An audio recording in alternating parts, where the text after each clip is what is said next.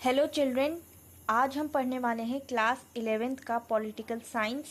Chapter है the origin of the state, जिसमें हमने पहले द डिवाइन ओरिजिन थ्योरी और सोशल कॉन्ट्रैक्ट थ्योरी के बारे में पढ़ लिया है। अब ये हमारा अगला टॉपिक है evolutionary theory of the origin of state. So ये सबसे ज़्यादा यूनिवर्सली एक्सेप्टेड और वैलिड थ्योरी है ओरिजिन ऑफ स्टेट को लेकर के।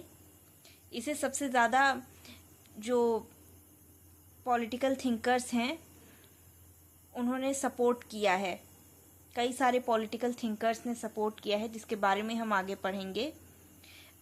क्योंकि इसे हिस्टोरिकल एवोल्यूशनरी थ्योरी भी कहते हैं, क्योंकि माना जाता है कि ये हिस्टोरिकल एवोल्यूशन के नेचुरल प्रोसेस से ओरिजिनेट हुई है। Now let's read what Gardner, a philosopher and a political thinker, says about evolutionary theory. तो उनके according state is neither the handiwork of God nor the result of a superior physical force. तो जैसा कि divine origin theory में बताया गया है कि स्टेट गॉड का क्रिएशन है, भगवान ने बनाया है स्टेट को।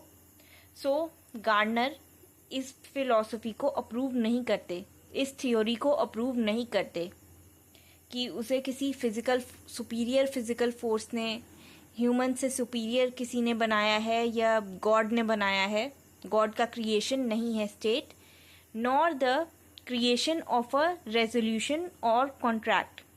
सो इसमें सोशल कॉन्ट्रैक्ट थ्योरी जो है हमारी, जिसे जॉन लॉक, रोजियो और हॉब्स ने अप्रूव किया था, उसे भी सपोर्ट नहीं कर रहे हैं।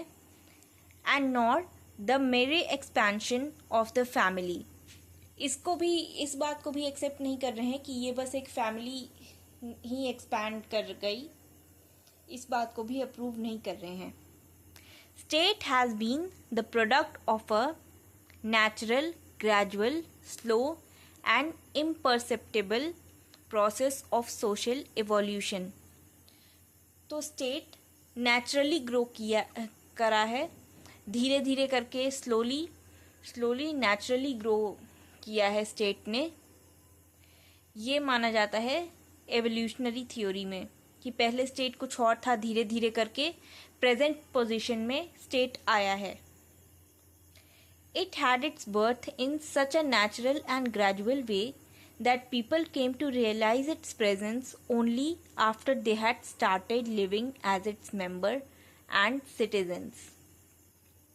So ये एक ऐसा नेचुरल और ग्रेजुअल वे है कि लोगों को भी इसका रियलाइजेशन, इसके बारे में लोगों ने भी सोचना स्टार्ट करा अपने वे ऑफ लिविंग के बारे में, जब उन्होंने अच्छे से रहना स्टार्ट कर दिया था along with the members, along with their family, society, आसपास के लोगों के साथ मिलजुल कर जब रहते थे, तभी लोगों को भी इस बात का रियलाइजेशन हुआ।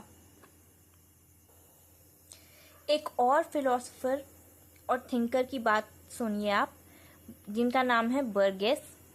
It grew out of greatly imperfect beginning through crude but improving forms of manifestation towards perfect and universal organization of mankind. So इनके अकॉर्डिंग स्टेट की कोई प्रॉपर बिगिनिंग नहीं हुई है। इस एवोल्यूशनरी थ्योरी के अंडर स्टेट की कोई प्रॉपर बिगिनिंग नहीं हुई है, रैंडमली स्टार्ट हो गया। इसके लिए किसी ने ना कोई कॉन्ट्रैक्ट साइन किया, ना कुछ सोशल ऑर्डर लाने की कोशिश की गई शुरुआत से। जस्ट एक इम्परफेक्ट बिगनिंग थी, बट धीरे धीरे करके थ्रू इवोल्यूशन धीरे धीरे करके इम्प्रूव होता गया। इसका और पीस एंड ऑर्डर मेंटेन करने का तरीका इम्प्रूव होता गया।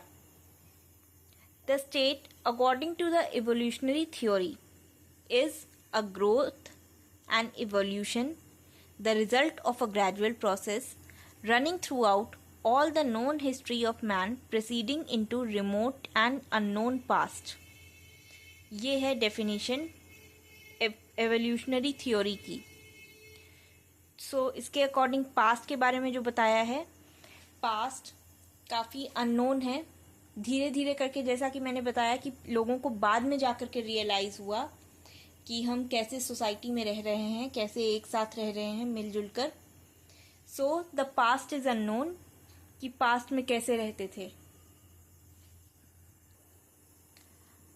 अब इस थ्योरी के अकॉर्डिंग स्टेट कब ओरिजिनेट हुआ स्टेट का, कब स्टेट ओरिजिनेट हुआ, इसकी कोई एग्जैक्ट हिस्टोरिकल डेट नहीं है, बट सिर्फ इतना कहा जा सकता है कि काफ़ी एंशियंट टाइम, बहुत ही ज़्यादा एंशियंट टाइम से ही स्टेट का ओरिजिनेट हो गया था स्टेट, एंड डेवलप हुआ मॉडर्न फॉर्म में through various evolutions, various changes, अलग अलग चेंजेस आए धीरे धीरे करके स्टेट में, और तब जाकर के वो हमारे अभी के मॉडर्न फॉर्म में डेवलप हुआ, that is the nation state around 15th century.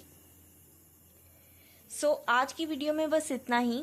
अगली वीडियो में हम इसके फैक्टर्स डिस्कस करेंगे and also everything else related to evolutionary theory of state.